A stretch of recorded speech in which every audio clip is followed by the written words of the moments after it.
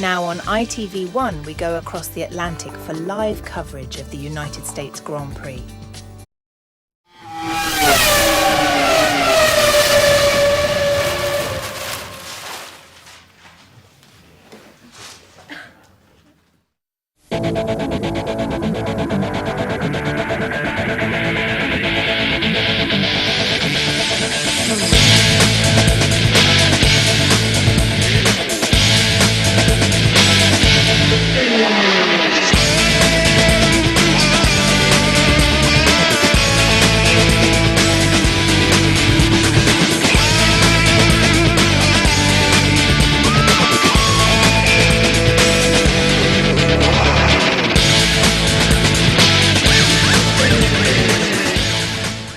Good afternoon, race fans, and welcome to live coverage of the 2004 United States Grand Prix from the legendary Indianapolis Motor Speedway here on ITV Sport.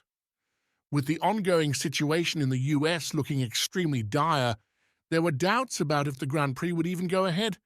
Although the FIA stated they would go ahead with the weekend as planned, Tony George, the chairman of the Speedway, decided on the Thursday that the event would be held without any fans in attendance.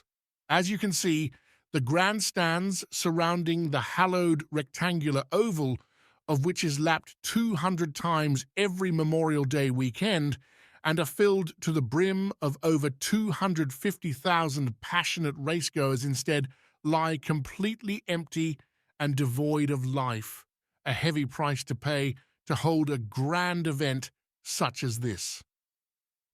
However, the show must go on. Yesterday, Ferrari's Rubens Barrichello edged out his teammate Michael Schumacher to pole position, with Japan's Takuma Sato close behind in third to start today's race.